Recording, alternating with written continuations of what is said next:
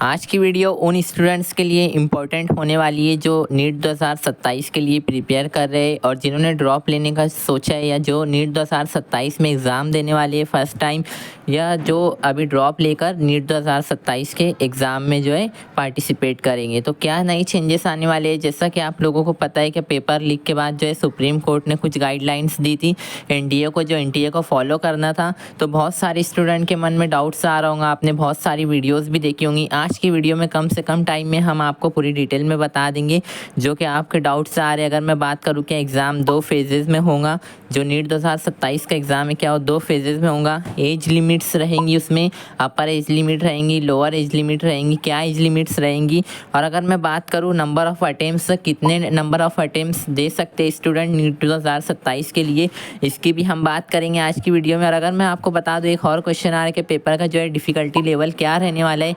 जैसा कि 25 और 26 का आपने पेपर देखा होगा कि उसका डिफ़िकल्टी लेवल काफ़ी अच्छा था।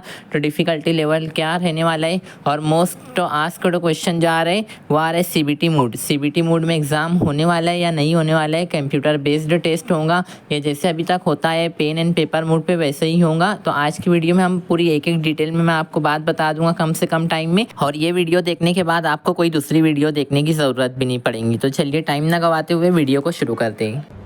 नीट 2020 का एग्ज़ाम कंप्लीट हो गया, पर कॉलेज में एडमिशन के लिए काउंसलिंग ज़रूरी है।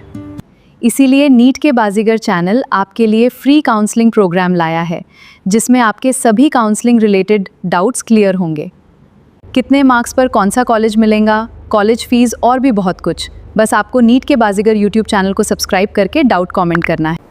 हम आपका डाउट 24 आवर्स से पहले ही फ्री में क्लियर करेंगे। बस सब्सक्राइब करके कमेंट करें। एग्ज़ाम जो है 2 फेज़ में होगा या नहीं होगा, बहुत सारे स्टूडेंट के मन में ये डाउट आ रहा है। तो मैं आपको बता दूं, जैसा कि सुप्रीम कोर्ट ने एनटीए को गाइडलाइन दी थी और कहा था कि एग्ज़ाम को जो है 2 फेजेज़ में कराओ। यानी कि जैसे कि आपने जेई का पेपर देखे होंगे जो कि पहले मेंस होता है फिर एडवांस होता है।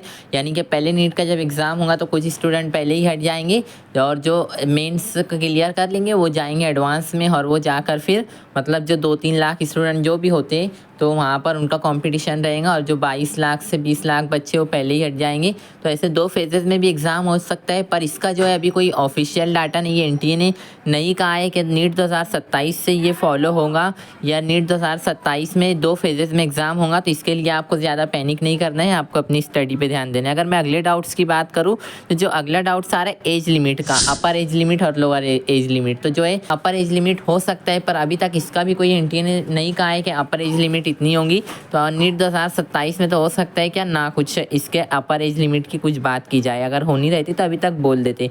अगर मैं बात करूं या कुछ अपडेट आए तो आप चैनल से जुड़े रहिए, सब्सक्राइब करके नोटिफिकेशन ऑन रखिए ताकि आने वाली सबसे पहले आपको अपडेट मिले, कोई भी अपडेट हो जो आपको सबसे पहले मिले। अगर मैं बात करूं नंबर ऑफ़ अटेम्प्ट्स की, तो नंबर ऑफ़ अटेम्प्ट्स जो है, नंबर ऑफ़ अटेम्प्ट्स के भी बारे में अभी कुछ बात नहीं की गई है।